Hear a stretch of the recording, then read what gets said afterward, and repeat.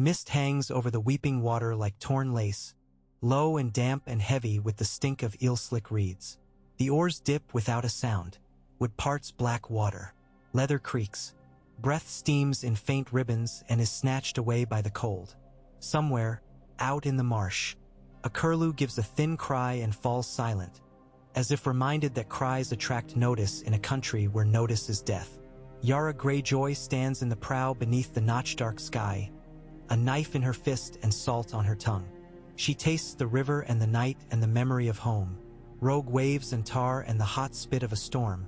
But the weeping water is not the sea, and it does not answer her name. The Dreadfort rises ahead, a weight of stone and angles, as if a hill had grown thorns and learned to glower. Its banners are strips of blood that the moon barely bothers to teach the eye to read. The flayed man dangles limply in the windless cold, as if even pain here has gone to ground and hunkered down to wait for morning. "You were right about the watch," says Torwold Dunskull in a murmur that scarcely stirs the dead fish scent. He points. On the eastern tower, a lantern makes a soft throat of light and nothing more. Sleep droops it, for on the walls, too at the gatehouse, the kennel yard is dark. "Because their dogs are better eyes than they are," Yara says. She does not spit. Noise runs on water like a whisper passed along a bench. She glances over the 9 men she's brought. Thin, hard men with slit-scar fixities and seaskin hands, the kind who'd follow her into the gut of a kraken and expect a feast at the far side because she promised one and she knows the right songs. She gives the sign, 2 fingers, then the fist, and their oars feather as if taught by gulls. The longboat kisses the bank in a low sigh and takes a breath to rest. Yara is first to the shore. Her boots take the muck and find the grass. She blends with the rushes and becomes a shadow, becomes a thought. Torwold and Fen and Dagon slip behind, dark sprigs off a root. They carry crowbars wrapped in oiled cloth, a grapple, a coil of rope, a small leather bag full of black ground glass for light snuffing, and the knives that do not leave men screaming long enough to wake a dormitory. She does not think of the last time. She does not think of the torches on the kennel doors, of the laughter beyond the boards, of the name that used to be brother and has soured into a thing too thin to stand upright. She does not think of the boy with the pleasant face like a friendly knife, who smiled as he set dogs on her and watched her run. She fixes herself to a single fact as to the haft of a spear. She has come for Theon. The reeds thicken. The bank swells underfoot. The Dreadfort's shadow takes them in, all old iron and the dream taste of pennies. Yara leads them to the postern she learned from a map bought with valuable lies and a knife laid on a dead poor man's chest to grant him dignity in the eyes of the 7. It has a lock of good iron. Torwold uses the crowbar like prayer. The hinge yields a breath, then another, then a sigh. The postern door opens into cold that smells of ash and tallow and cured leather, and the cord of blood that pervades all castles and never drains no matter how carefully you clean. It smells like Winterfell smelled on poor nights. Yara feels hunger in her bones for the first time in a week. Not for meat, but for stone that remembers songs. Inside the postern, nothing breathes but them.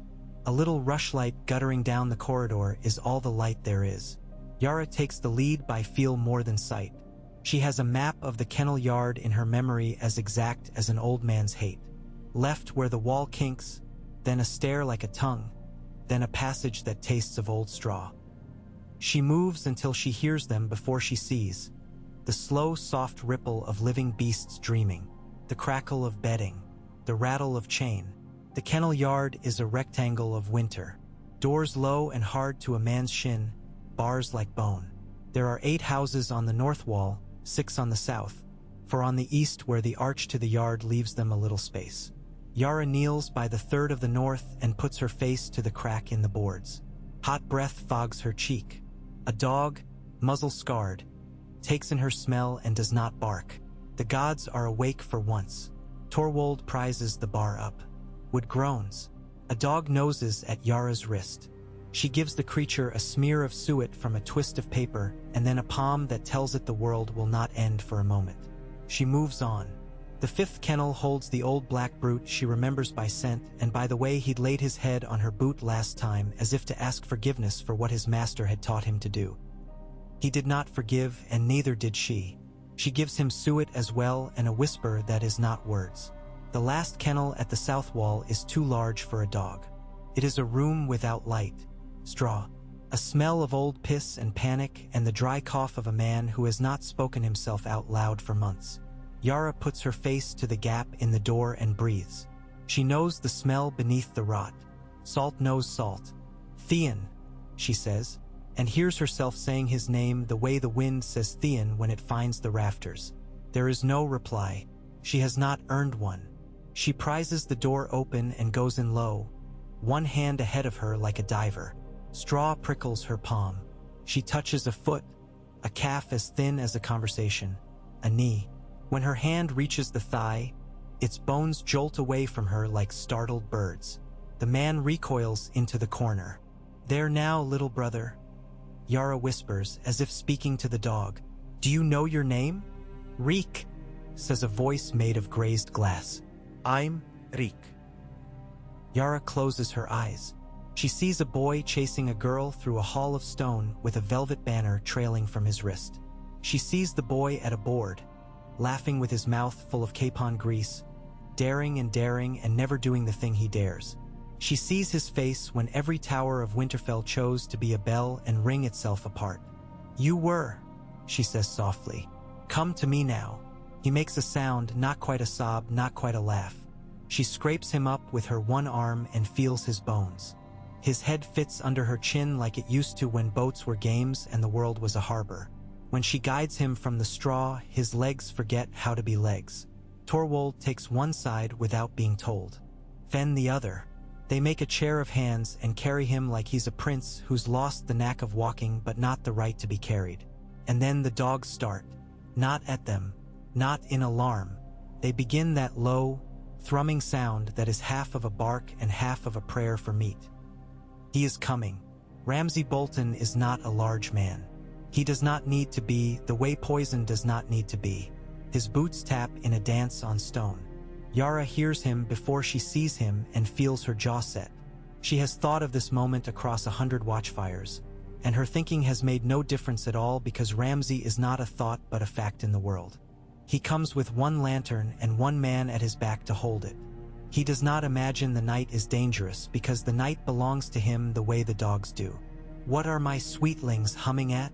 His voice is pretty. That is the obscenity of it. His knife is bare and an easy friend in his hand. Yara steps into his light with a movement so smooth it must have been given to her by some ant of the sea. Ramsay does not start. He smiles because the world is a plate and he is a boy with a hunger he likes explaining.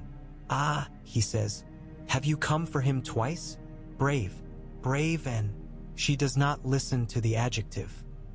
Archers learn a thing with years. When the bow is drawn, the sight of the target is a dish too rich. You need to choose a single spot and go without thinking. Yara throws the knife. It goes all wrong, a hand's breadth to the left. Takes him under the collarbone. His smile stops and a new thing begins in his face that is too complicated for a single word to name. The lantern man gasps and forgets he has a lantern. Torwald's axe, which is good bright iron for dark work, takes the lantern man through the hinges of his shoulder and lights go sideways on stone. Ramsay moves like a weasel that learned from cats. The knife that lives in his hand is suddenly in the other. He steps back with the same charming neatness he uses when he gives a guest the last olive. "Dogs," he says in a breath that is almost a word. The low thrumming becomes a roar and a howl and the scrape of claws on wood. Yara closes and he angles, and then there is a slice at her hip and heat that is not the night. She curses without sound and goes in again underhand, and he meets her with the edge of his blade and smiles that pretty smile as if showing her how it's done. Torwald is coming. Fen is moving Theon. Dogs crash at the kennel doors. A bar hops in its bracket. A hinge moans. The first kennel explodes into meat and teeth. Ramsay glances at the dog, and that is his error. The only one he has made this night, and likely the only one that would ever matter. Yara is not a weasel. She is the sea when it rises and fills a man's mouth. She drives her shoulder into him the way a wave does a rock and feels the knife skid along her mail and finds his throat with the stubby knife she uses for rope. It is not elegant. It is not the blow a song would give. It is shitty, cruel boat work. The blade goes up under his jaw and breaks a small crunchy thing. His mouth makes an O of shock that has no sound in it. The dog, brown and old, leaps free and collides with the back of Ramsay's knees and takes him down because gravity has kept its promises.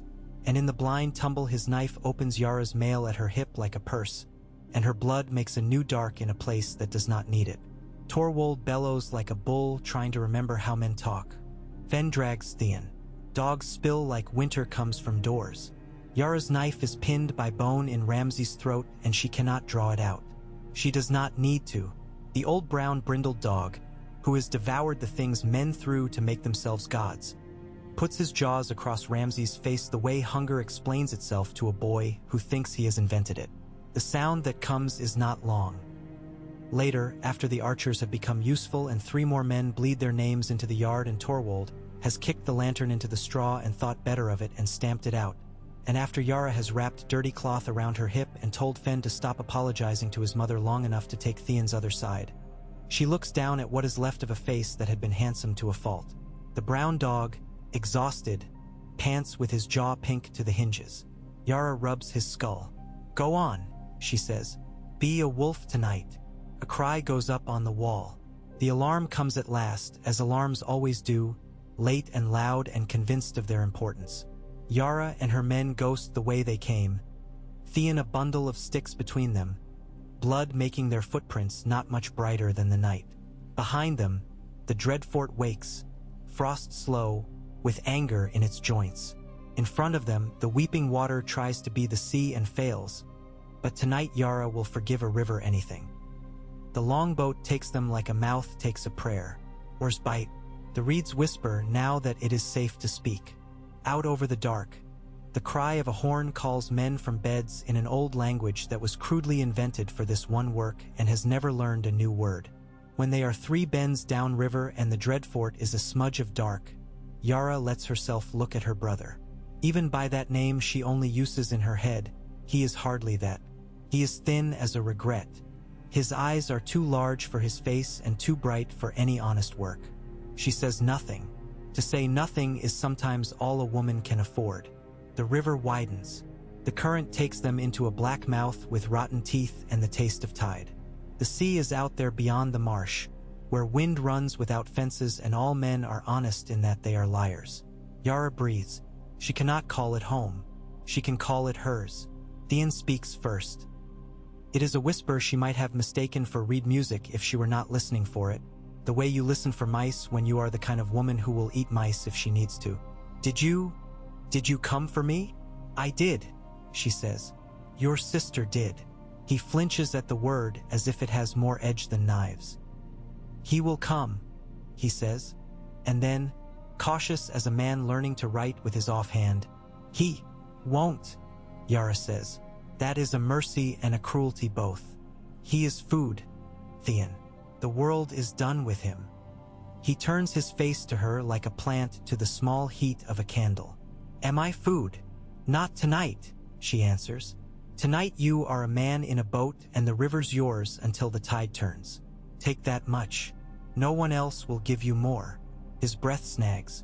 She does not look again. Torwold rose, then rose. The night loosens, strand by strand, like a rope that knows it is going to break but hopes to teach the hands on it patience first. At Winterfell they wake the ravens with bad news. The ink is cold and the quill does not want to do its work, as if it too disapproves of the message. Maester Wolkan warms the nib with his breath and sets it back to words. The tower room where the ravens live is warmer than the lower halls, because feathers make a more honest insulation than stone and pain and hate. The birds flutter and mutter to one another and take turns looking intelligent. Wolkan writes as carefully as a man taking measurements at his own grave. He has the letter ready in a small while. He does not wake Lord Roose. By the time the bundle of letters has taken flight, carried in 3 directions for safety, one for the twins, one for Barrowton, one for the Dreadfort itself with instructions that it be given to whatever man acts as castellan there. Dawn is behind the horizon like a secret in a storeroom door that only opens one way. The cold is sharper now that waiting is over. Wolkan goes down, a small man to whom stone is made to be larger, and considers how to say the sentence he must say. In the end, he says it as a sentence. He says it well. Men in castles should be reminded that language holds when everything else breaks. Roose Bolton receives the message in bed because he has been advised to find sleep where he can. His wife breathes slowly, a larger blanket on the inside edge of the bed than he thinks necessary, but supposing himself a patient man, he tolerates the warmth and the light snore. Valda Fry is too young and too soft and too earnest for a house that prides itself on a starved sort of precision. Still, she will be in child, if she is not already, and that is what the world asks of her. The rest is decoration some men pretend are important for songs.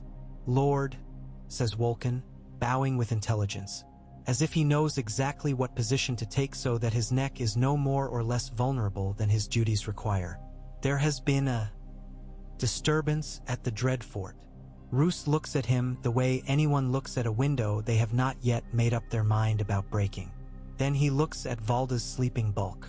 Then he sits and arranges the furs across his lap as if he were a magistrate who happens to dispense sentences in bed. "Speak." Wolken tells the truth because lies here are not clever. "Men came by water. Theon Greyjoy has been taken. There was a fight in the kennel yard. Your son did not survive it." Roose does not blink. That too is a sentence. He asks to see the letter. He reads it as if it were a bill of lading and he were checking barrels of fish. When he is done, he hands it back. "Send for Steelshanks Walton. Send for Demeric's cousin." He stops. He has used the wrong name. The taste of it on his tongue is iron, and not the pleasant kind. Dameric was the boy who played harp and rode as if he had been born to explain horses to themselves. Dameric died short and quiet and left a quiet in Roose that he has never bothered to fill because filling it would be confession. Roose says instead, "Send for Ben Bones. He knows the Dreadfort better than I do from the inside and will have thoughts." Valda stirs. "What is it?" she asks, sitting up and tucking hair behind her ears with a gesture that belongs to girls in kitchens, not to ladies in winter castles. "Is something wrong?" Roose looks at her, as a man might look at a brook that has wandered into his bedchamber. "No," he says, and it is almost true. "Our son has died." Valda's lip trembles. She is not a great beauty because she is too much of any one thing, but there is kindness in her face, and that is pretty in a place where kindness is exotic. "Ramsay." "Yes," says Roose. After a moment, she reaches for him. She takes his hand, that pale and long-fingered hand, that patient and disinterested organ, that instrument for taking and giving pain. Her fingers are warm. He looks down at the place where her skin touches his as if consultation with a physician might be necessary. "I am sorry," she says softly.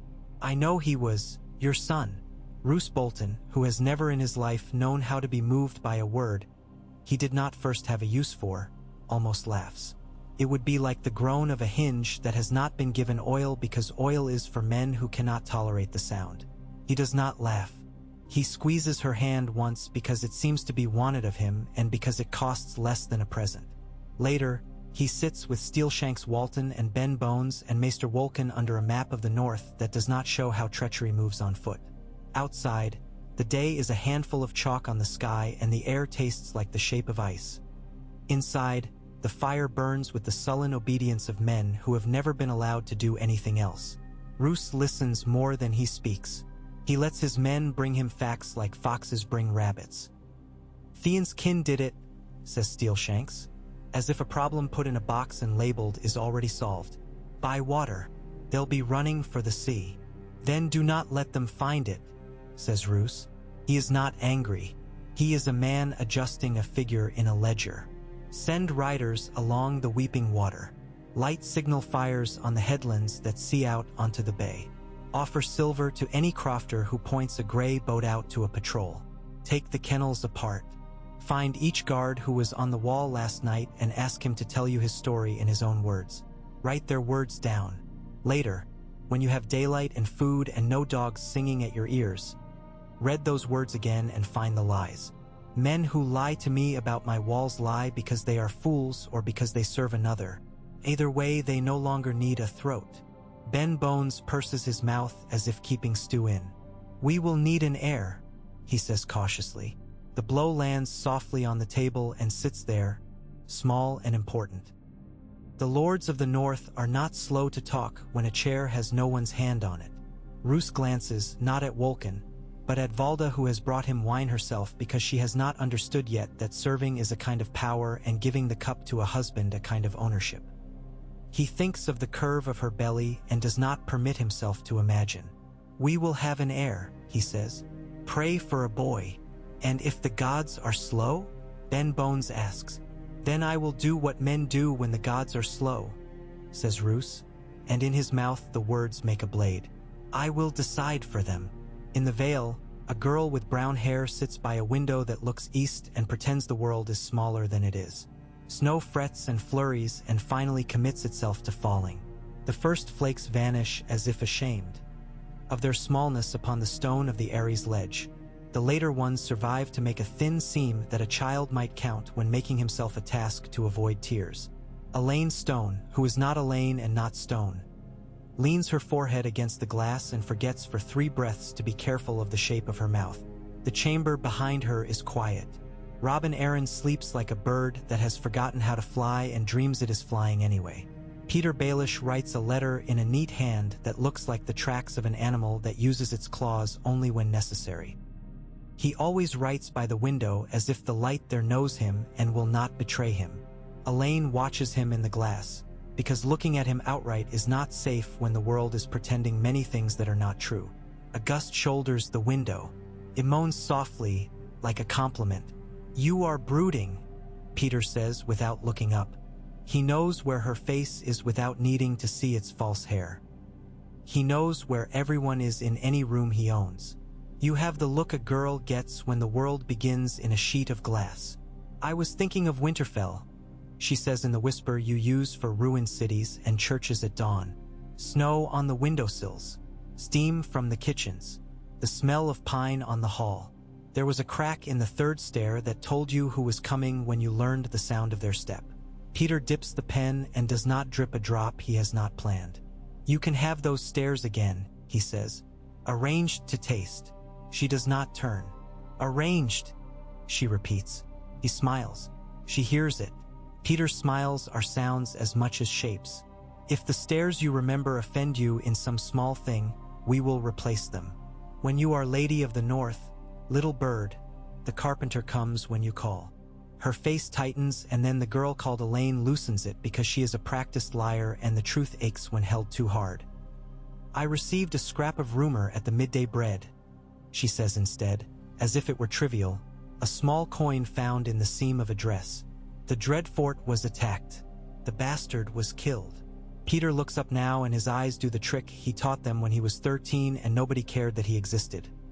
They make warmth like a candle and put it on your face until you forget they are not fire. "Was he? I had not heard. A beat. How sad. I was fond of him. He wrote such charming letters."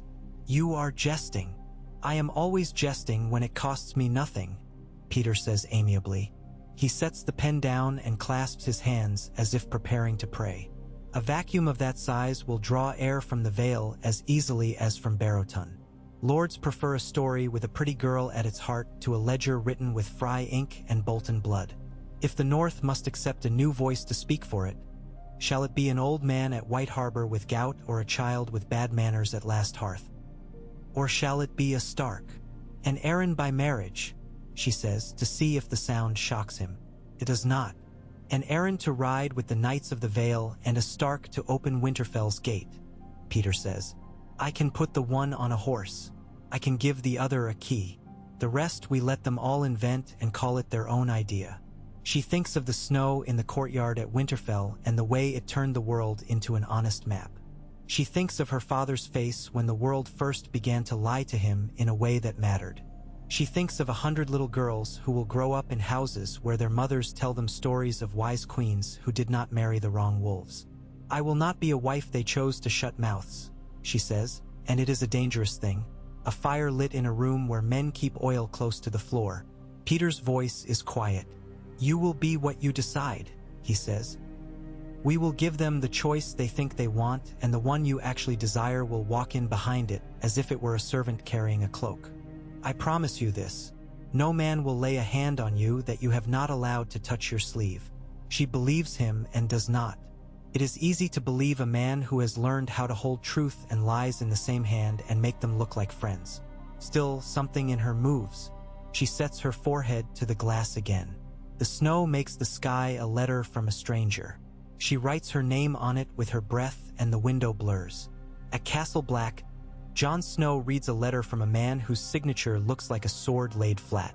Stannis Baratheon asks nothing on its face, which means he is asking everything that matters.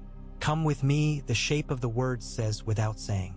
"Put your oath aside the way a man puts a cloak aside when he sits to meet and claim the right you have not been permitted to claim. The bastard who would grind your sister under his heel has died by another's hand. The wolf may yet go home if it is willing to run in the cold." Jon closes the letter and places it aside. The room is cold and red with fire all at once. Melisandre watches him through her hair, which has taught itself to move like smoke. Ghost lies with his head on his paws and his eyes open, pretending to sleep the way a child pretends not to hear his name called. Samwell Tarly dips the quill again like a boy reloading a crossbow that gives him bruises. "You are troubled," Melisandre says in a voice that carries more flame than sound. "The flames tell me a man who stands at the edge of his own shadow and calls it a river. The Riverlands are far." Jon answers to no one in particular. "Winterfell is not my charge." "It is not," she agrees. "And it is all you think of, the way men with a wound in their side think of breathing and do not notice they are alive in any other place." Jon rubs the place where his oath sits on his chest. Not because it aches but because the skin remembers vows the way it remembers cold. He's dead. The one who hurt the North like he enjoyed it. "You hope to kill him yourself," says Sam without malice, which is the only way to say such a thing. It is hard when a story leaves you behind. Jon looks at him and smiles a little because there is no saving a man who cannot smile at truth, said gently. "We'll have men with empty bellies to put to work before nightfall. Stannis rides soon. He wants men for his column. He will take some whether I give them or not. He will take more if I offer him less. If the bastard is dead, he thinks Roose will be less brave behind the walls. That is arithmetic I understand. My father taught me the kind of sums men use with steel." "Your father," says Melisandre's silence, "and it means a man who broke vows and was killed, and a man who was called false and was not, and a man you have not allowed yourself to be. None of it is written in flame. All of it burns. Winter is a cautious war," Jon says to Ghost, to the ravens outside, to the snow that climbs the windows like a thief. "Men who push out of their hearths at a run fall on their own axes before they even see an enemy. If Stannis leaves and the snows wall his army away from us, we will feed the men who cannot get back to him, or we will watch men die at the gate. Not in battle, because they forgot to count." Sam nods, serious as a parish priest over a child's slate. "Then tell him so. He has to hear him from the one man who isn't afraid of sounding like a coward for saying what a wise man says." Jon takes up the quill and draws breath, and when he writes the way he drives a sword. Deliberate, not stylish, unwilling to admire himself. He tells Stannis which carts he can spare. He tells him which men. He tells him how many days he will need to keep the gate rimmed with warm bodies and what a dead patrol looks like in white. He does not mention Winterfell by name. He does not write the words he hates himself for wanting. If the North is to be free again, it must be freed by wolves or by no one at all.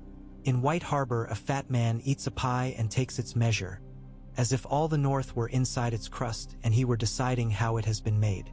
Wyman Manderly wipes grease from his beard and sets his fingers to his napkin with more tenderness than some men give their wives.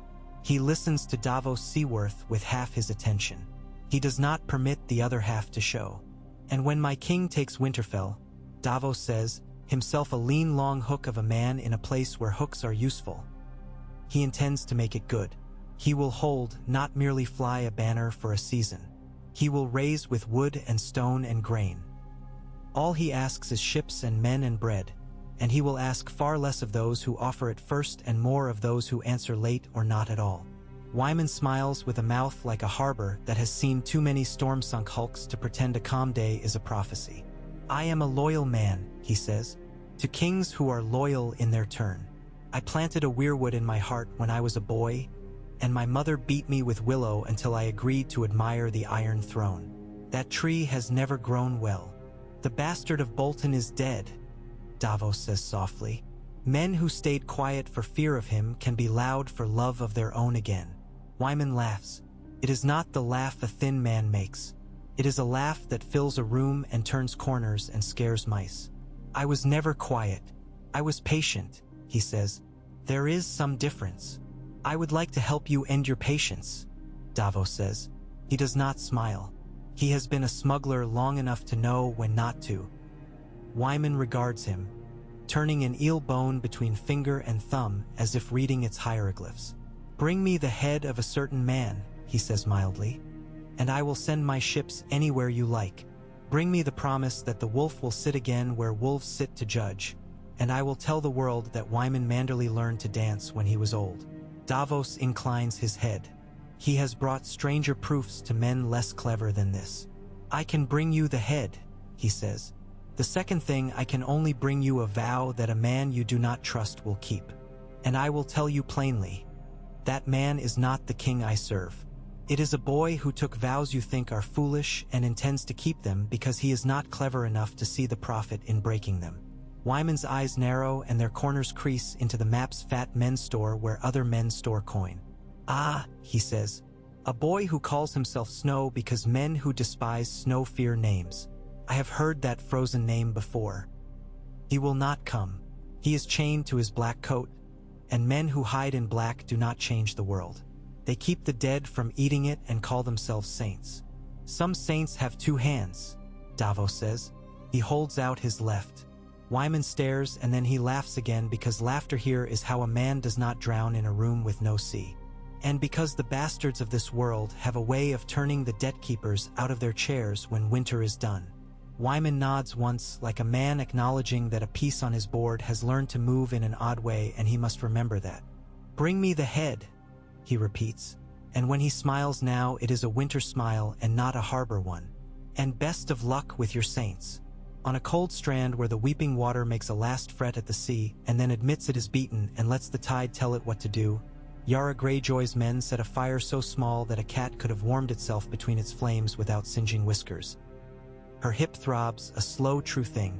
Theon lies wrapped in a horse blanket and shakes and does not say he shakes. Torwold braids the rope back onto the grapple with the neatness of a man who has seen a rope save his life and will not insult it with sloppiness. We'll take him to sea, Torwold says. Put him before his father. Claim your price.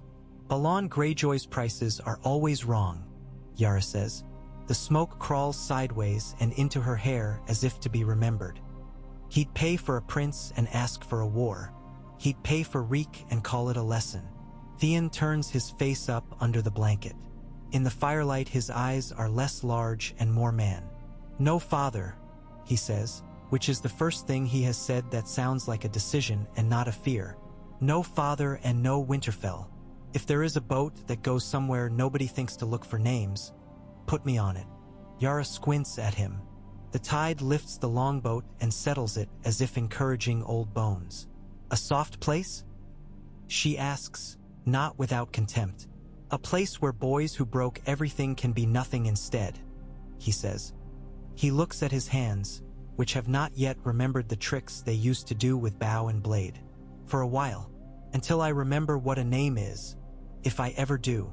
She sits beside him and chews a piece of salt pork because eating is what keeps men from being ghosts. We can take you to the stony shore, she says, speaking as if it were a tavern anyone could point to.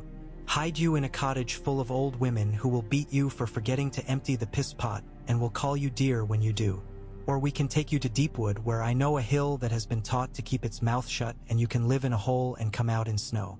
Or we can put you on a nar to Bravos with a bag of coin and a lie and you can sell onions until the day you do not dream of dogs. She looks at his face. Or we can turn around and go back and we can let you be what his dogs did not finish. He flinches. Then he breathes. Then he nods once. The hole, he says. a hole in the ground and snow. It is honest. Honesty is a rare fashion, Yara says. I have never liked it, but I can see how it might suit a man with your face. The remark would be cruel if she were not who she is to him. With her, it is a blessing more than it is a joke. We will do that, and when you are ready to be a Greyjoy or a Stark or only a Theon, you can come up out of the snow and tell the first raven you see where to carry your letter. He closes his eyes, and there is relief in it, like the first time a prison door is opened only to an empty field and not to a new cell. Thank you, he says, and it is a small sound like a man putting a coin on a plate. Sister. She puts her big hand on his head and does not speak because she is not a woman who wants words for good acts when bad acts usually pay better. The sea confides in the shore in a hiss that wavers between kisses and cautions. Out past the darker dark, a wave lifts itself to see what the little fire is and decides not to care. Roose Bolton lays his map out again and moves a finger over the rough place where the Dreadfort sits on parchment. He imagines how men get from there to here, in snow, in hunger, with dogs who are now not fed and will turn sly and take their opportunities. He imagines Stannis riding because Stannis is a man who rides when he should not. He imagines the Vale because he imagines everything, even fables, if the fable includes steel. Bring the phrase, he says. Have Lord Walder send men of sense, not the sort who knock cups over when they think of their own names. Tell him he owes me blood he cannot pay but can pretend to. Have the Karstarks. The Karstarks are lukewarm, says Steelshanks. They pretend to be soup and are only water. Then give them salt, says Roose. Salt them with a task that makes them think they are part of what cannot be done without them. Men like that prefer soup when they have cooked it, and send quiet men to White Harbor. If Wyman Manderley is having feasts, he is hiding his knives under the tables. When he is alone again, he permits his face to change, very slightly, like a coin that has shaved off the thinnest edge to cheat a merchant. He sits with the thought that he has no son and refuses it passage. His wife will bear him one. She must. If a man can will a heart to stop with a knife, he can will a womb to begin with kindness and broth and careful touches. He will sit at her bedside. He will take her hand. He will tell her stories about a man named Domeric who was good with a harp. He will pretend to believe men come back when their names are said in the right order. Snow thickens. The ravens go out with messages and return with colder ones. Between White Harbor and the Dreadfort, between Winterfell and the Neck, men lay in woodlets and learned the way snow makes a man into meat if he thinks himself above it. The North, which had been a rumor to men in King's Landing, remembers its own language and begins to speak it again. The words are short and only half the time kind. In the Moondoor's shadow, the Lady of the Vale dresses in furs that were given to her by men who think gifts are chains. She stands and lets them hang heavy and feels their weight and thinks, I will decide which links are mine. Bronze Yohn Royce watches from the door with a father's suspicion and a soldier's impatience that any war might be fought with words. Peter Baelish tells them a story about a girl who was born on the wrong side of a blanket and will open the right door by standing where the light is good. None of it is true. All of it is useful. The Vale begins to murmur about marching. On a hill by the Deepwood, a man with two thin legs builds a shelter with his hands and does not cry when the old woman who owns the digging place raps his knuckles with her stick for being lazy. He learns to empty the pot without gagging. He begins to sleep without dreaming every night. He wakes sometimes with the old smell in his nose and the old name on his lips and breathes it out into the cold where it hangs like a thing you could slice with a knife. In the mornings he walks to the rise and looks north until his eyes water and the world becomes a white thing he does not know. He is almost content with it. Stannis Baratheon rides out from Castle Black with the wind in his teeth and the ground suspicious under his horse and begins to learn the arithmetic of snow that Jon tried to teach him with a quill. Men who thought themselves iron realize iron grows brittle. Men who thought themselves supple realize bend and break are kin. Davos counts men and loaves and nails and finds he has been smuggling the wrong goods all his life. But he is too polite to tell the gods their business. And beyond them all, beyond even where the maps are mean enough to stop and say that the world is not worth the ink, beyond where the trees forget they are trees and call themselves ice, things wake because hunger is a god of the oldest sort and does not care for heraldry. Winter at last begins to be winter. It has watched men quarrel like rats in the thatch. Now it will come down and remind them that the house they gnaw is only wood. The night comes earlier. The day leaves without a word. In a courtyard at Winterfell, Valda Frey laughs when new snow for once falls in perfect flakes on her outstretched palm. She looks down at it, astonished that the world could briefly be pretty in a way that wants nothing. Roose, as he passes, glances at the snow on her hand and at the hand itself and thinks, with the impatience of men who cannot be comforted, of blood. There is a beat between one breath and the next when he almost touches her hair without calculating the effect. He does not. He calculates even this. On the second day after the snow made itself a habit, the gates of the Eyrie open and a small train of men and sledges goes out, bound for the long road north.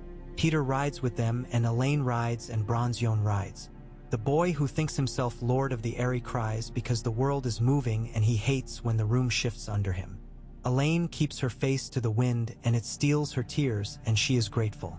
She looks once and then again at the world spilling out below, the mountains layered like lies in a careful story, and thin. K.S. I will climb down out of this tale and into the one I will make.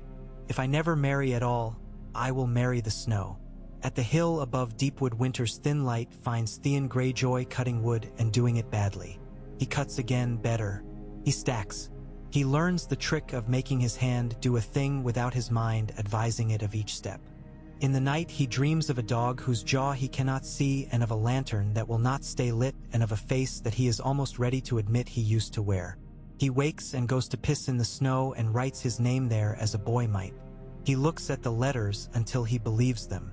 Then he kicks them to pieces with his heel and laughs, quietly so as not to wake the old woman who snores like a goat.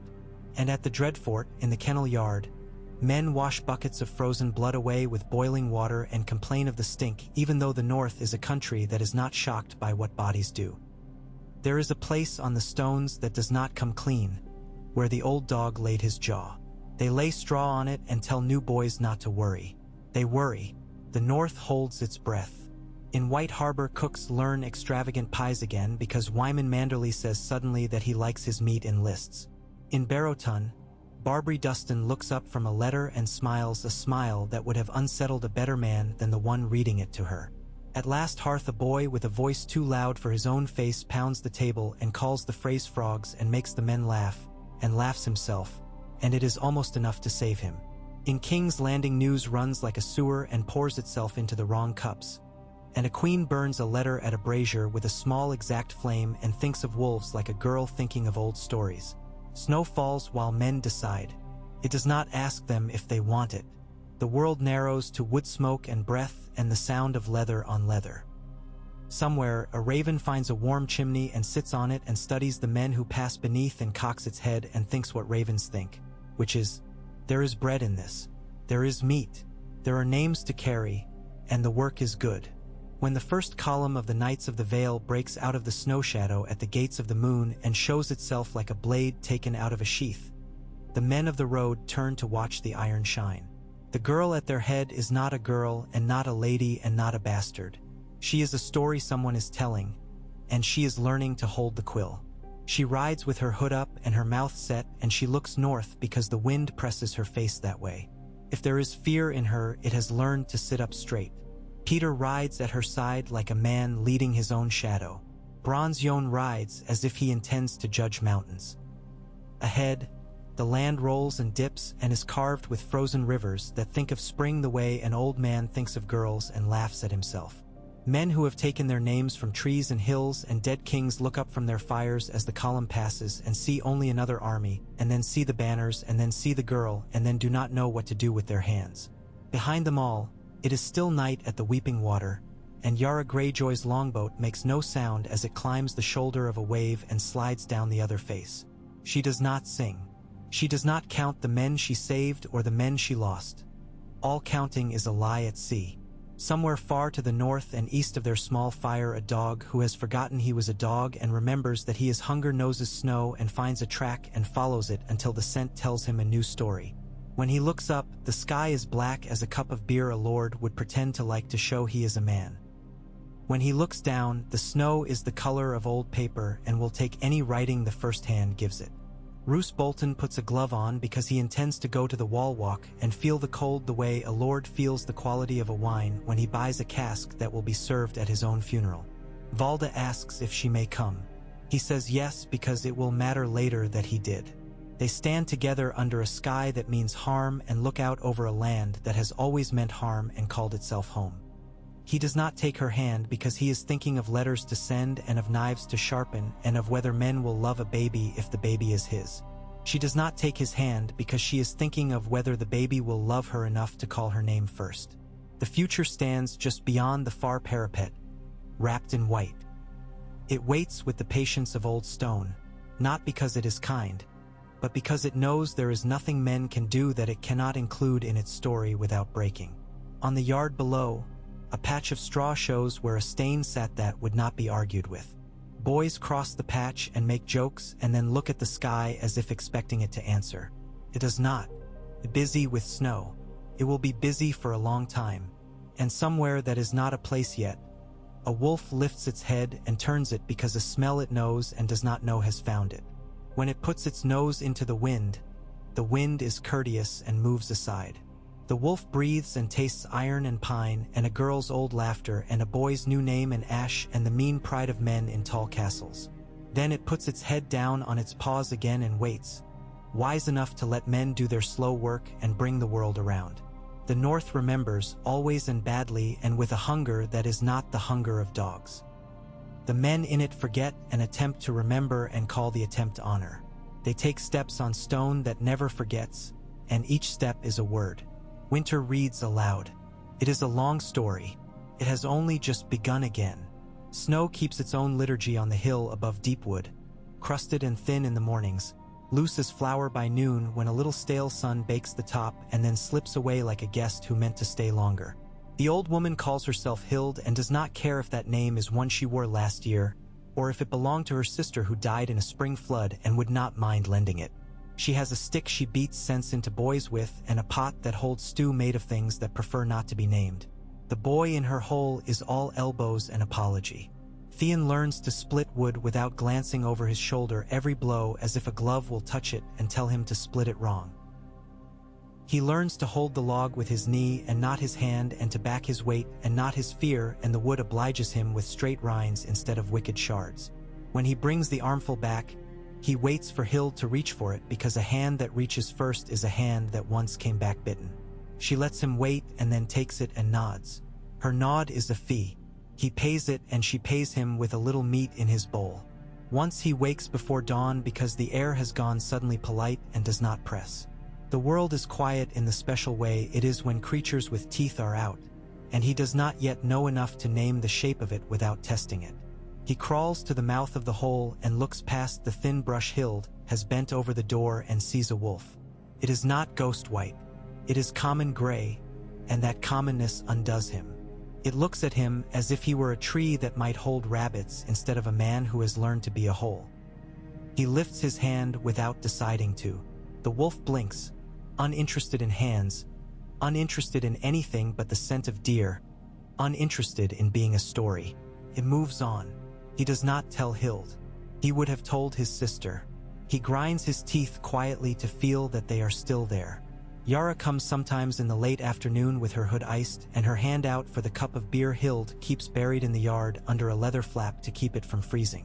The Ironborn make a little camp 2 rises away, a gnat bite in the land, wrapped in such caution that even their smoke minds its manners. They have thrown up a shelter of saplings and sealed it with the skins of fresh-killed elk. The smell would draw men from a mile if men were not wise enough to be hungry where hunger asks them to be. Yara looks older when she sits with her cup and her hip says its piece. When she laughs, it is not the boat laugh that sees its own wake.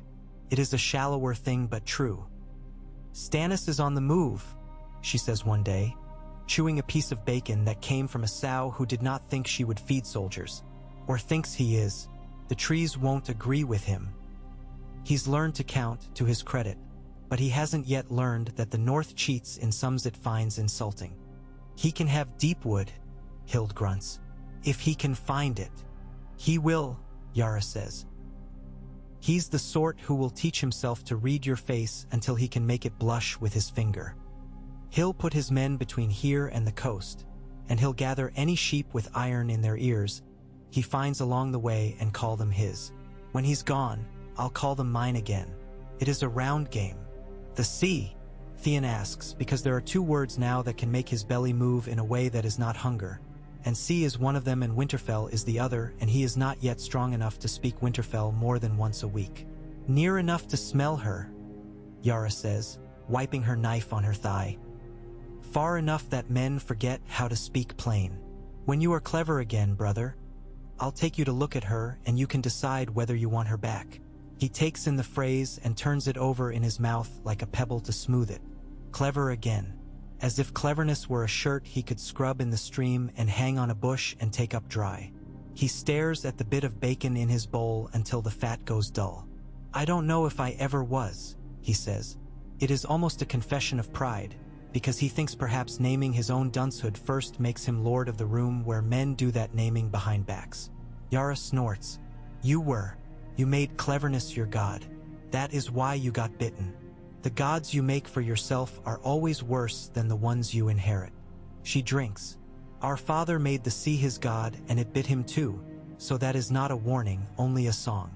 When she leaves again, she stands in the little yard and looks as if she wants to say a thing and cannot. This is new. The Yara he remembers always had a word the way a hunter has a blade. She puts her hand on his head, only a touch casual as if wiping flour from a child, and goes without looking back. In White Harbor, Wyman Manderley receives 3 frays in his hall and makes a pie as if it were a ceremony. He swears by the Seven and by salt and by the weirwood he keeps in his heart and in his garden that he will be loyal to the king on the Iron Throne until the end of his meal. He eats with gusto and asks after their wives, and when they make jokes he laughs the way a ship laughs when it scrapes a reef. An ugly sound you only notice if you are the kind of man to keep lists and read them later and remember where each line was written. Davos watches and says nothing. The one hand he has left itches. His mouth itches too, with the urge to tell Wyman that men who eat their own are dogs, and dogs at least have the grace not to lie about it. But Davos has learned late to be a man in courts as well as a man in holds. He keeps his mouth. He keeps his eyes. When the feast is done and Wyman has pronounced himself the king's truest servant with a flourish of excellent wine, he asks Davos to attend him in a room with a hearth that burns like a house on purpose. They think me a fool, Wyman says, lifting a lid from a pot and letting steam go. Under it is something fragrant with honey and spice and fat that has been taught to be sweet. I have taught them to think me one. It is a lesson that will serve me well when I begin to teach the next one. Davos does not smile because he is a man now who knows when not to, and because the thought of his king out on the snow with men who have allowed their toes to turn the color of dead shells is always just behind his teeth. You will teach me? He asks. Wyman sets the lid down and turns. His eyes are small and deep in flesh and they hold more light than his candles. I will teach you a thing you already suspect, he says. I need a Stark, not a green boy made to stick a knife in a girl's dress shape and call himself lord by doing it. A Stark with a face that makes men remember their vows and gives them permission to keep them. Bring me one and I will fill your ships with bread and put spears on them until they look like hedgehogs. Bring me the right one, and I will invite all the north to a feast where the pies are made only of grain and beef. The right one, Davos says, though he has the taste of something else in his mouth. Rickon, says Wyman, and the air in the room changes shape as if someone had put a blanket over the fire. The wolf that lived and was lost because the world is a clown and dressed itself for jugglers. Not the bastard, not the girl if she is the girl or the other if the other is the girl. The boy who will grow into a man by the time he is needed, if we feed him and keep him from men who think they can shape him. Bring me the boy from Skagos. Davos opens his mouth, closes it because he is polite, opens it again because he is stubborn. Skagos eats men who go uninvited. He says when he has a sound that is not only salt. It eats invited ones too. Wyman nods, serious because only fools laugh at the map. It will not eat you, he says. Not if the gods like a joke as much as I think they do. Besides, I will give you the right names to say and the right meat to offer. Sometimes that is all men are. And if I fail? Davos asks. The big man shrugs like a mountain, remembering it is not a god but a pile. Then I will find some way to kill you that convinces the phrase I love them. I say this to show you I have learned honesty late. He says buttersoft. Do not fail. I am tired of pretending to eat what I hate. Davos almost laughs then, because fat men sometimes tell the truth better than monks. He bows instead. I will go, he says, and hears himself as if he were listening behind a door. Wyman smiles then, with real pleasure that has nothing to do with pies or heads. Good, he says. I have arranged a show for our visitors. A play where a certain head will be lifted high. That head will not be yours, he adds, and looks down at the pot again as if his soup had a secret in it. At Castle Black, the ravens come concerned with trivialities. One from Eastwatch about a boat found with no men and a secret barrel of wine and how to divide it. One from the Shadow Tower scolding in feathery script about a quarrel over women that have not been seen in a decade. One from White Harbor that is 3 words long and heavy with meaning. He asks you, "Who?" asks Sam, peering with his eyes close to the skin and his lips moving because he reads better when he speaks softly to letters like friends. Wyman? The king? No, it's like a riddle with a wet bottom. Wyman, John says. He wants what he wanted yesterday and will want tomorrow. To do the right thing and to be thanked for it by men who would spit before they praised him. He's sending Davos into a story. If that story works, he will write himself into it as if he had been there all along. He takes the scrap of parchment and holds it to the fire. The letters turn to black lace and then to blush and then to ash. We will not send men to Skagos, he says, because he knows the shape of his authority. We will send prayers that are not prayers. Pray for Davos, Sam. The gods like him because he does not ask them for anything he is not prepared to do himself. Melisandre sits on a chair and looks at John with the fixed courtesy of heat. You think it is not your story, she says. Everything is your story, even the parts where you are not born yet. Everything is everyone's story, John replies, which is another way of saying, the only thing that matters to me now is that the wind turns and does not bury the gate before Stannis has a chance to discover what he knows and what he does not. You despise him, she says. She sounds almost amused. Because you think you were made of his bone and he refused to admit it. John looks at her hair, too red to be as harmless as hair should be. I despise nothing, he says. I am too busy counting. Counting is a prayer, she says. Forgive me, Lord Snow. I am older than my poor gods. I forget myself. He goes to the yard, his breath making a ladder that he climbs and never reaches a height where the air is easier. Men spar because men like to pretend they died in a good way once today already. He takes a sword because it is the only way to make them quiet and sets himself in a guard. He learned when he thought lords were knights with better leathers and not men with numbers in their eyes. He disarms too without a word, and the yard learns again that he is not what they want and not what they think and not anything but steel, and that is enough. South and west the Knights of the Vale gather at the gates of the moon because even men with good boots would rather not be on goat paths when clouds decide to forget how to stand still. Bronze Yohn Royce watches the line of blue and gray and green come down, each a little river of iron, and he does not try to hide his pride because it is the kind that shames no one. He looks at Peter Baelish and at the girl with hair too brown and eyes too careful, and his face is not a face a man uses at feasts. The North, he says, as if tasting if it is a word that has spoiled. Peter smiles. The smile is not new. It is a knife wrapped in black bread. In time, he says, in the right time, we will not feed good men into snow to teach the snow to eat better. We will camp at the shores where the world is soft and send our voices before our spears. All men love a letter that gives them permission to be themselves. Stark men love a Stark, Bronze Yohn replies, not moving his eyes from the girl. They will not bend the knee for a page with a crab on his sigil and a purse in his palm. Then they shall have a wolf to howl for. Peter says, as if the thought has come to him while he was buttering bread and not 10 years ago in a bed beneath a girl who cried when he touched her. You will insist that the girl be brought home. I will reluctantly agree. The lords will think themselves cunning. The north will think itself avenged. And the girl will stand on a wall and not think of being thrown through a door anymore. Elaine hears this and hears also the air between the words. She thinks of the boy she was promised as a joke and of a coat heavy enough to drown a child. She thinks of snow and how it frees and binds. When she meets Bronze Yohn's gaze, she does not look away. It is the first time she has not. He inclines his head as to a warrior whose blade is older than her body. She understands a thing then, that men like Bronze Yohn are not her enemy. They are the road. She will have to learn its holes. Roose Bolton calls his lords into Winterfell and receives fewer than it pleases him to receive. The Freys come in numbers that are all elbows. The Karstarks send wolves in men's clothing, and those wolves look past Roose's chair to the tapestries as if they could crawl into them and sit down for a meal of deer the old wives sowed there.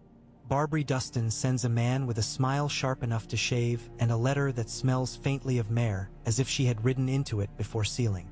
Roose reads the letter and folds it and gives it to Wolkan to copy before burning, because men who keep letters are men who like the IR enemies to have the right kind of tool to hit them with. "We will wed the girl," he says to the room at large. He says the girl because saying Arya invites a sort of laughter he disdains. Her presence holds Winterfell for us more than any man's sword. My son is dead. Fine. We do not mix blood. We mix claims. The man who weds the girl will be the man I send where I cannot be, because the child my wife gives me will be mine and too small to wear a sword at his naming. There is a stir like a fire finding new wood. Names move through the rushes on the floor the way mice do. Ryswell, Tallheart, Serwyn, Fry. Roose lets them rustle. He notices who looks at whom and who looks at the floor and who looks at their own hands, because that trick of watching has bought him more years than Burnself.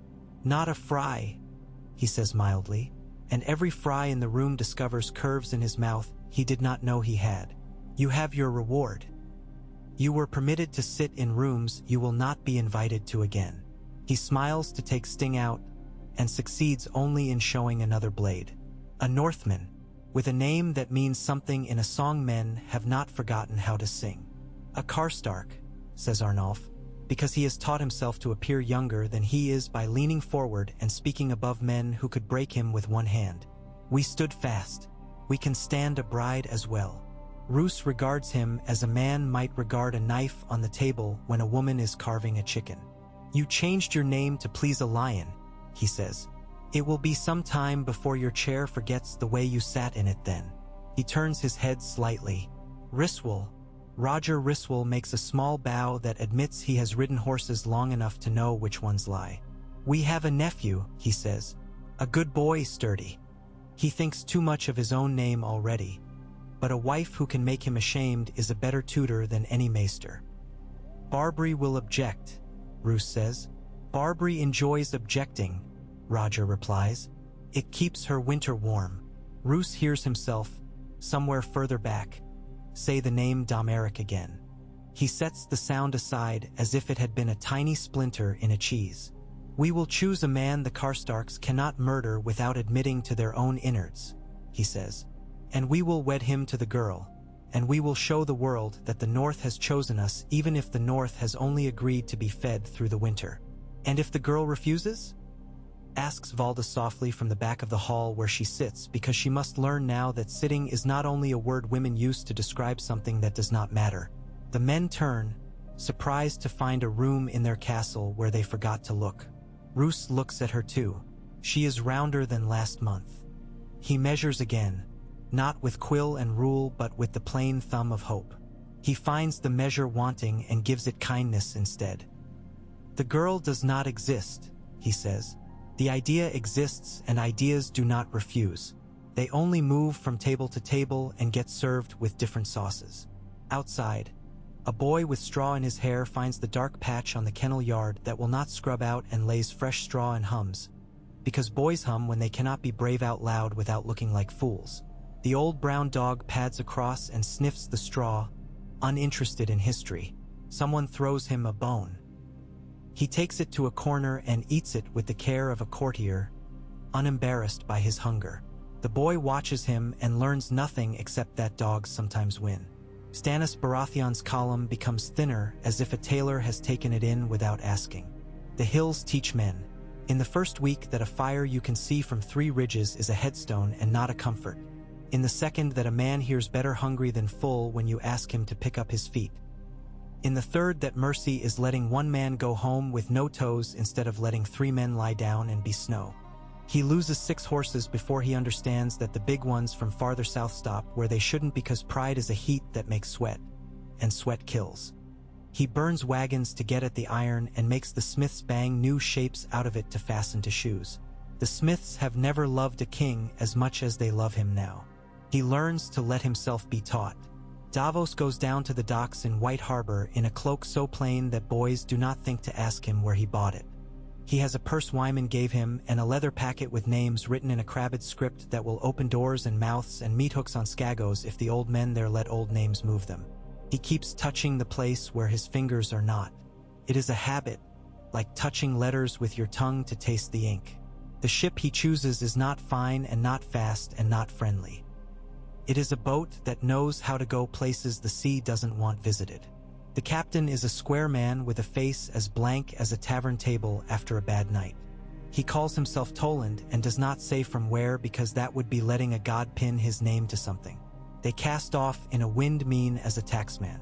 The ice out past Breakwater Bay lies flat as if the world were tired and had decided to lie down. When it rises not as a wave rises but as a wall lifts when a man puts his hands under and sets his back and finds the weight kinder than he thought. Davos watches it and feels the old love in him stir, the love for things that can kill you and do not pretend that is not the point.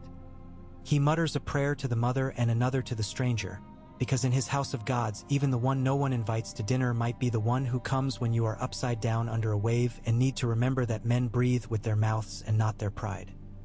Elaine sleeps in a room at the gates of the moon with a bed that has a canopy like a small sky and curtains that whisper secrets to girls who lean in. She does not draw them. She wraps her arms in her own hair and thinks of Arya, the true one who ran faster than men and never asked permission before she put her teeth into bread, never mind into the world. She thinks of Sansa, and that is a game that can be played only for so long before you forget which chair you sat in at the beginning. She says aloud to the empty air, "I will go north. I will go and I will say my name and it will not kill me."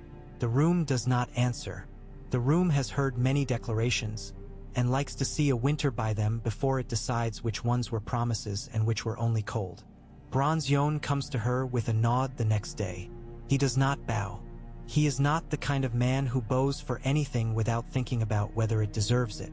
"We ride for the coast," he says. "Peter has found us enough ships to make Gulltown look like it remembers how to be useful. You will come and be seen by the men who will carry the words I want carried." "I will say what?" Elaine asks. She stands as if the dress she is wearing had a piece of winter sewn into the hem, and she is not inclined to let it slip. "Nothing," says Yohn. "You will only be, and that will do the work words would not. We will stop at the fingers and Peter will show you a rock that made him and you will take a stone from it and put it in your pocket like a talisman and then you will throw it into the sea, because men need rituals they can see and the gods like a good story cheap. When a sail makes land in White Harbor bearing you, men will crowd and their old faces will learn new tricks. They will not ask to see the wolf's ears. They know a banner when it is carried by a hand that does not shake. And then?" She says, because it is a girl's job to ask what comes next when men bring her to the edge of a cliff and tell her what a fine stone the cliff is carved from. "And then we wait until the snow permits us to pretend we decided when to move," Yohn says. "The Roos will do something clever that makes him smaller. The stag will do something stupid that only looks noble from the right angle. The mermen will light candles underwater. The wolves will come out of whatever corners they found to sleep in." He gives a little half-smile, a courtesy from a man who does not keep many in reserve. "And you will look at the place where you were born and decide whether it is your place again or only a place where bad men taught you to sing." Roos goes to the Godswood because he likes it. He likes the way the weirwood looks in snow, as if it were a thing that had decided to be a story instead of a tree and wrought itself accordingly. He does not pray because he does not insult trees with the lie that words change the world without hands. He stands and lets the snow lie on his shoulders and thinks of all the men he has taught to lie straight on boards. He thinks of Valda's child and the way the world makes coins by stamping the same face into each one and pretending the amount differs. Valda comes to him. She tentatively takes his arm. The movement stills him more than the cold does. "I am late," she says, "and it is not a coyness. It is a fact." Roose looks at her without moving the rest of him, as if his head had learned it was the only thing allowed to be human. "Good," he says. The word should be soft. It falls like a roofing slate anyhow. "Do not fall. Eat the broth. Do not try to be thin to please my men. They like women who look like how a house feels in winter." Valda laughs, a real thing, and the weirwood watches them with the face of an old god who has learned all women's and men's tricks and discovered which of them were worth the wood. She raises his hand to her mouth and puts her lips to the knuckles because she has seen other women do it and thinks perhaps there is a magic in the gesture that makes babies stick inside their mothers. "If it is a boy," she says, "will you call him?" "Not Domeric," Roose says, too quick for a man who is patient in every other thing. Then, with application like a barber shaving a corpse, he smooths his voice. "We will see his face," he says. "We will not give him a name before he has one. Even the gods know better than that. We will not tell him who he is before he breathes." Theon's hands become hands again in small ways. He catches himself whistling. Not a song he remembers, just a tune that seems to have been left on the windowsill for a boy to try. He stops, embarrassed for a moment because he has not asked if he may safely make a sound. Hild reaches across and taps him with the stick. "Louder," she says. "Wolves don't come to whistles but men do, and I need a man to carry the barley bag." He carries it and sets it where she tells him. Sometimes, when he sleeps, the air smells like candle tallow and he can hear his own breath make terror of the night. Sometimes he wakes and the first thing he thinks of is the feel of old straw under his fingers, and the second thing he thinks of is that there is new straw under his back now and it does not bite. When Yara comes and sits and tells him what news the river brought to the sea and the sea flung back up the coast, he listens. He hears names. The names begin to mean again. Wyman, Stannis, Vali, Karstark. He says Roose when she does and does not shake. "Do not be too fond of it," Yara says, tasting the name with him as a baker tastes a new loaf. He is the sort of man who keeps shape under snow. It is his trick, and there are fewer who can do it than you think. Most men swell and split. He only grows sharper. "What will he do?" Theon asks. The word he does not say is I. What will I do? He is almost brave enough to apprentice himself to that question. Almost. "He will turn marrying into a sword," Yara says. "He will turn food into a siege. He will turn a woman into a claim and a claim into a knife. He will not throw men at Stannis until Stannis is so far that defeat cannot splash. He will send the Karstarks through other men's snow and call their deaths an accounting error. He will teach Valda how to sit in rooms in such a way that when she breathes at the right time, men think they thought a thing she thought for them. She smiles without warmth. If she bears him a boy, he will teach himself love for the length of a summer." Theon touches the scar along his collarbone without meaning to. He did not know he had scars there until he began to be warm again and the skin remembered where it had been told to forget. "I have no claim," he says, "but I have a face. If men want to see it, they will," Yara says. "But not yet. Now you are a boy who carries barley. When I shout for men, you will be a man who picks up a spear. When I shout for names, you can decide which to give me." She finishes her beer and tips the last of the foam into her mouth and licks it from her lip and stands. "Keep your hole clean," she adds, and grins because it is a filthy joke and she is. Hild barks a laugh and thwacks her with the stick when she passes too close, and they are, for a moment, people.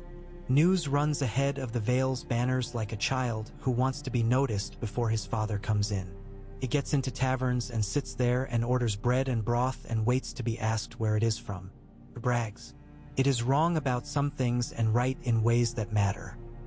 In White Harbor, when a gray galley comes into the harbor with a sail woven with a crescent and stars and a hand the color of old shells steadying the tiller, men on the dock begin to point. Davos goes ashore with a new beard and the look of a man who has learned again to keep his feet under him when ice does its trick. Wyman hugs him, making the bones of the Onion Knight complain and his leather creak. It is partly for show, partly because Wyman has come to like men who tell him the truth first and the lie later and let him guess the lie and tell them they made the right one. "I will go to Skagos," Davos says in Wyman's private room, a narrow place with no windows and too many maps nailed to the wall with long thin iron spikes like man-sized thorns. "I will bring you the boy if I can. If I cannot, I will bring you the truth and you can decide whether to call it a lie." "You will bring him," Wyman says, "because the world is not done yet with making children fit crowns that do not want them. There is this small mercy. A crown in the north is only iron worked one way. It does not have spikes. You will send letters to the Vale," Davos says, "and to Castle Black." "I have sent already," Wyman replies, indulgent. "I am fat, not slow.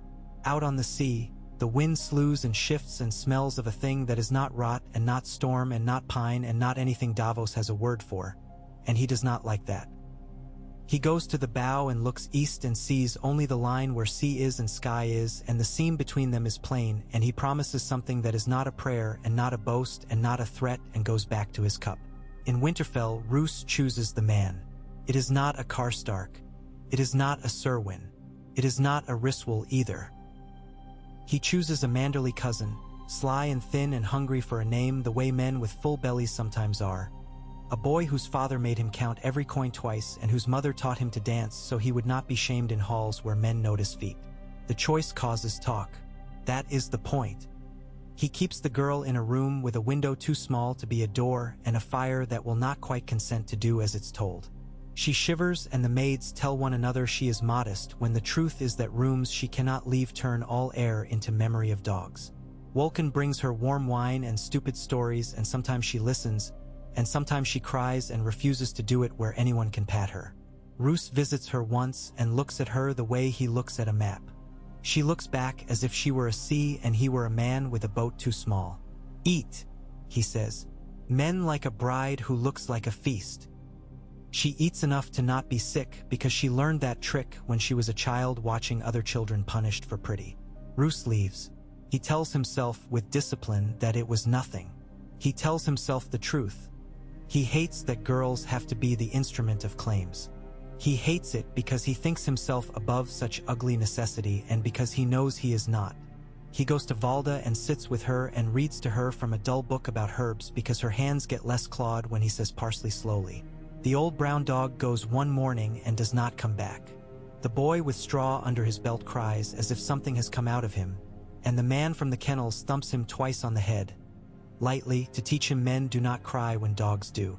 That night a fox screams outside the curtain wall and a woman in the kitchens crosses herself because it sounds like a girl who has decided to stop arguing.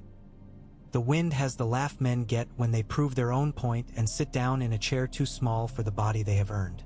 Snow piles at the smallest cracks as if trying locksmith work.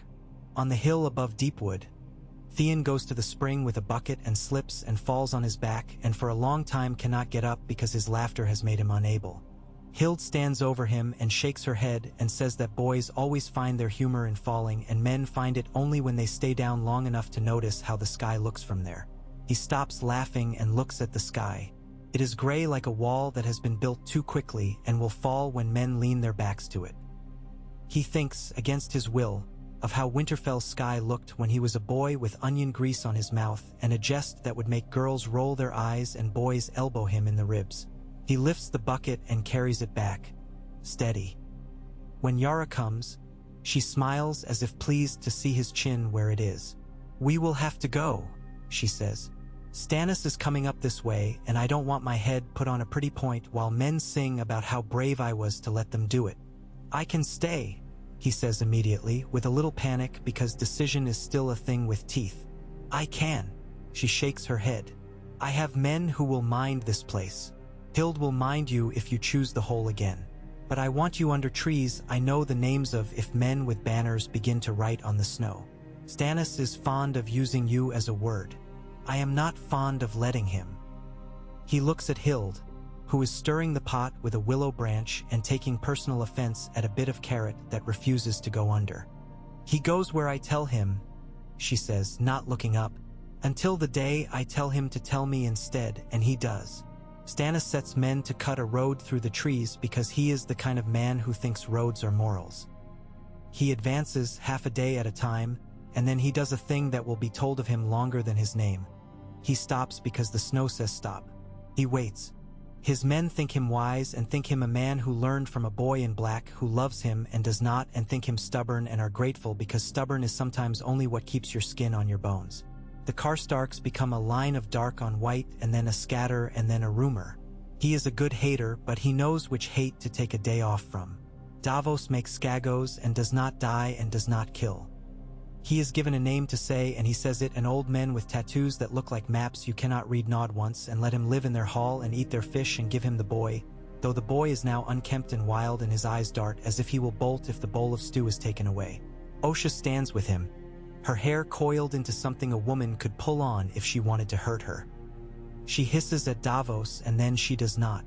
She lets him speak. When Rickon decides he will go, he does it. Yes, in the way of children who have lost too much. Suddenly, with what looks like arrogance and is only fear turned inside and out. They sail with a wind that is so kind to them that Davos wakes twice expecting to see a god sitting on the mast. He sees only rope. At Castle Black, a raven that has eaten too much fat falls twice and delivers its message wet with shame. He comes, it says, according to the scrap tied to its leg with twine chewed back to fuzz. Jon closes his eyes. He opens them. He tells the kitchens to find something sweet. The boy, he says to Sam, and Sam nods because boys are stories you mend with pies until you have time and skill to mend them with talk. He stands on the wall when the boat becomes a scratch and then a blot and then the simple shape of wood and will, and he waits to see which boy the sea has sent him. When Rickon comes to the gate, he bares his teeth for a moment because wolves always did when they greeted one another and were trying to remember whether it had been a fight last time or a play.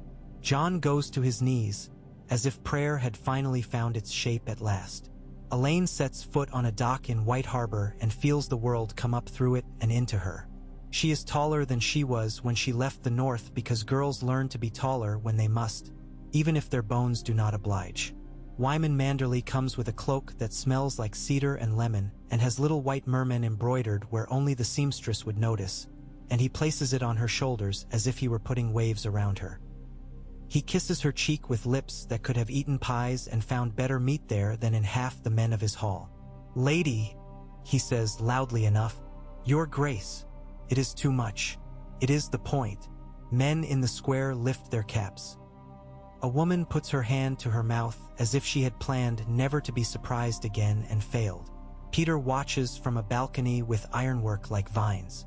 He calculates, then does a thing that he does not permit himself often. He stops and lets the look on her face be the sum instead of the answer. When she meets his eyes, she does not smile. He is not offended. He has anticipated this moment in a way that would disgrace him if he had not turned shame into a coin long ago. Bronze Yon stands at the gate with knights who have learned to hold their horses quiet and looks like a tower. The sea says the same thing it always says when men fling cloaks about and pass vows back and forth like cups. "I will still be here when your bones are named by children who have married other men." Yara Greyjoy stands in a doorway of a warehouse and watches the cloaks moving and thinks, "It is not my fight and it is my fight." She decides to have it both ways. Winterfell receives a letter 3 days later with Manderley's seal fat and proud on it and words inside that are knives dressed as kisses. Roose reads it and sets it down. He does not stab it with his little blade, though the blade is near his hand and like to twitch when it is not given something to do. He smiles, and the smile is not the one he shows in halls. He shows that one to no one. It is the smile a man makes when an account he had imagined will never reconcile presents him with a sum he can work with. "He brings a wolf boy to the wall," he says to Wolken, who has crept into the room like an apology. "We must send a present." "A present," Wolken repeats, as he repeats things to be sure that memory holds them afterwards in the right drawer. "What sort?" "A delicate sort," says Roose. "We will send him bread that is not poison. We will send him salt that is not a trap. We will send him news that is true." He looks out at the yard. where men have stamped a place for practice and the snow has given in out of respect. We will send him the truth as we want him to understand it, that Winterfell holds the north safe while the boys play with clay wolves on the wall. You did not mention the girl, Wolkan says, and perhaps that is more bravery than a maester should prefer to own. I did not, says Roose, because she is the truth that will I keep under my tongue until it is the only word that opens a door. At Deepwood, Yara makes her men move. Hild slaps Theon on the back and tells him that if he comes back with heirs, she will take a spoon to them. He nods and helps lift the hides off the shelter and roll them and lash them.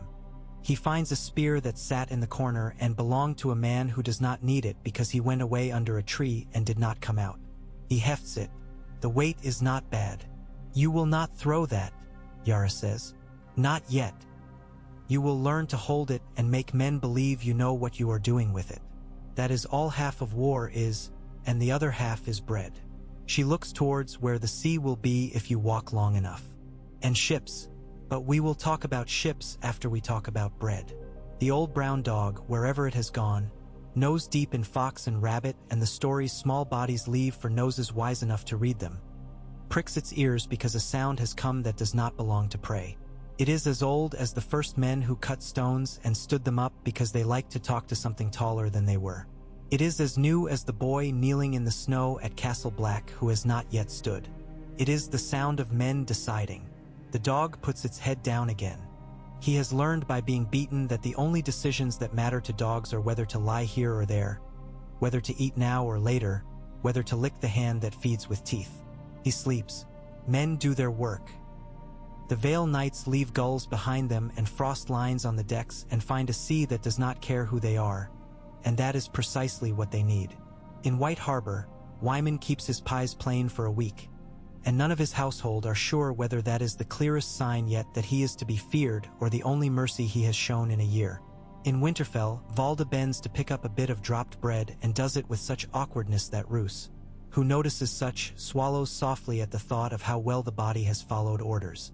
In the Godswood, a girl who is not a girl sits on a stone that has given up pretending it is comfortable and remembers putting snow on towers and making them castles when there were adults to tell her she was childish and she had the luxury of hearing the word as silly and not as a sentence. She wipes her eyes because salt on stone is a waste. She stands. She stops being a girl who remembers. She is a woman who will be remembered. Jon Snow stands on the wall holding a boy who has wolf all over him and looks over Rickon's head at Melisandre, who does not blink often because blinking is a concession and she does not concede to mortals unless they are kings in rooms where light is set by her hands. He sees in her face for once not flame but calculation. It is almost a kindness. He will draw the north, she says softly. She does not need to say the rest. From you. He nods. He does not intend to keep for himself what was never his, only his to keep from worse hands. Send to Deepwood, he tells Cotter Pike, who laughs. Send to White Harbor. Send to the mountain clans. Tell them a wolf is under my roof and let them decide how loyal their bones remember being. Send to Winterfell. He pauses. Send to Roose. Tell him the boy is mine until his kin come to claim him, be they dead and walking or living and able. We will keep him and feed him and teach him to be a man and not a banner. And if the Roose sends men? Sam asks, small in his cloak, big in his want to understand. Then we will let the gate stay closed, Jon says. Because our vows say our gate opens to the living and to help and to those who come up out of the snow with truth in their mouths, and I do not think men with flayed men on their flags can remember how the mouth shapes truth. Not without help. We will help them by being a wall. Melisandre smiles, and for once it is not frightening. It is a woman's smile who has remembered another woman she liked and allows herself that softness. She looks to the north beyond the wall where the light does a trick and becomes a thing that men in the south like to call beauty because the word frightens them less than hunger. The trick shifts. Somewhere, something old lifts its head. She does not tell them. They have boys to teach and letters to send and a child to make remember how to play with the right toys and not sharpen the wrong ones. On the last night before Yara moves her little camp 2 hills further into the trees, Theon lies awake on the straw and counts his breaths as if each one were an oath that the next will also come. In the time between one and the next he sees Winterfell as it was when he came with banners that did not belong to him and the smell of victory on his tongue that turned to ash the moment it met his teeth. He sees it as a boy, with Robb's laugh echoing down a corridor and Arya's feet slapping the stone as she made herself a storm. He sees it as a man who will go back one day if there is a day for men like him to go back and not be the thing men spit at first to see whether the spit runs clear. He sits up. He stands. He goes out under the trees because the hole is full of breath and he wants the rude, impartial cold to have his face for a while. The stars are out. They look newer than they are, as they always do when you first go outside after having nearly died indoors. He says no prayer.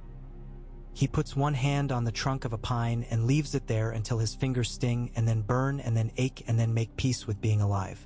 When he goes back inside, Hild opens one eye in the way of cats. "Don't piss where we eat," she mutters, and falls asleep again so convincingly she almost persuades him he imagined the admonition. He tucks himself under the old blanket and sleeps until morning without a dream. Morning is a word men have forgotten to be grateful for, but in the north they learn again. It comes in a thin light like spun wool and lifts between branches and gives them each a rim like saints. Yara wakes her men with a kick and a curse, and love is in both. They shoulder poles and rope and hides. They become the kind of quiet that is not fear but efficiency. Theon takes his spear. He does not look at its point to see if it is sharp. He holds it as if it were a handle for the next part of his life. Hild stands in the doorway of her hole with her stick. She does not wave. She is not a woman who confuses waving with blessing. "Go on then," she says, to the man and the girl and the world. "Do something that makes the stew taste better in the telling."